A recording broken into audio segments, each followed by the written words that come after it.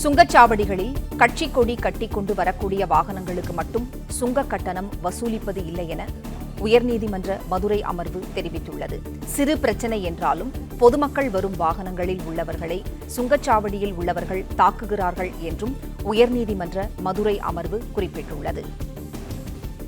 சுங்கச்சாவடிகளில் பொதுமக்களை தாக்கும் நிலை ஏற்பட்டுள்ளது என்று உயர்நீதிமன்ற மதுரை அமர்வு வேதனை தெரிவித்துள்ளது.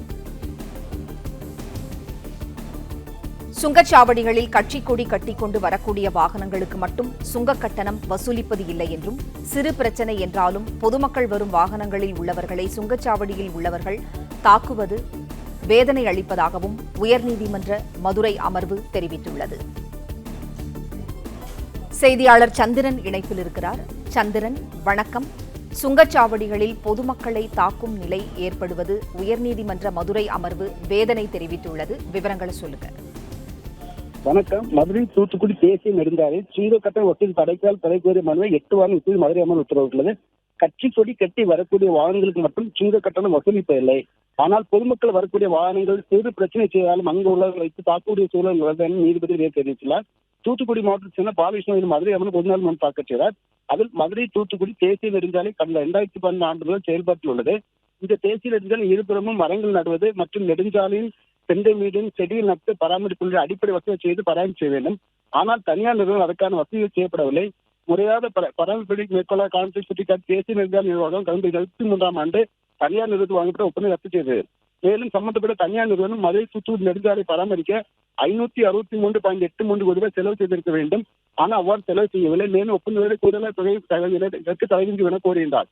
இந்த வழக்கு ஏற்கனவே நீதிபதிகள் SM சுப்ரமணியன் மரியக்லாட் அமர்வும் தான் விசாரணைக்கு வந்தது. அப்போது அதற்கு சுங்க கட்டணம் வசூல் இடைக்கால தடை விதித்தனர். இதைத் தொடர்ந்து தேசிய நெடுஞ்சாலை ஆணையம் இதை எதிர்த்து உச்சநீதிமன்றத்தில் மேல்முறையீடு மனு தாக்கத்தில் இடைக்கால தடை பெற்றனர். இந்த நிலையில் இந்த மனு மீண்டும் இந்த நீதிபதிகள் சுப்ரமணியன் மரியக்லாட் அமர்வும் தான் விசாரணைக்கு வந்தது. அப்பொழுது தேசிய நெடுஞ்சாலைத்துறை தரப்பில் உயர்நீதிமன்ற உத்தரவை எதிர்த்து உச்சநீதிமன்றத்தில் தேசிய நெடுஞ்சாலைத்துறை சார்பில் மனு தாக்கல் செய்யப்பட்டு வழக்கு தற்போது வரை நிலுவையில் உள்ளது. உயர்நீதிமன்ற உத்தரவுக்கு இடைக்கால தடை பெற்றுள்ளது என தெரிவித்தார். அதைத் தொடர்ந்து நீதிபதி கடந்த வாரத்தில் இந்த தேசிய நெடுஞ்சாலை விபத்து ஏற்பட்டு தஞ்சாவூர் நீதிபதி பலத்த காயமடைந்தார்.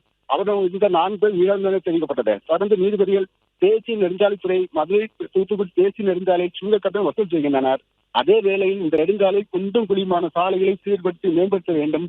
CCTV கேமரா பொருத்துகள், சாலையின் சில இடங்களில் வாகனங்கள் வேக கட்டுப்பாடு உள்ளிட்ட நவீன முறையில் கையாண்டு தொடர் சாலை பராமரிப்பை செயல்படுத்த என கருத்து நீதிபதி கட்சி கொடி கட்டி வரக்கூடிய வாகனங்களுக்கு மட்டும் சுங்க கட்டணம் வசூலிப்பதில்லை.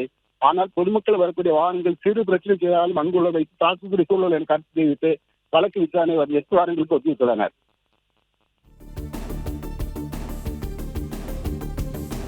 பிளே ஸ்டோர் மற்றும் ஆப் ஸ்டோரில் இருந்து பாலிமர் செயலியை QR கோடு மூலம் பதிவிறக்கம் செய்யுங்கள். செய்திகளை உடனுக்குடன் பெறுங்கள்.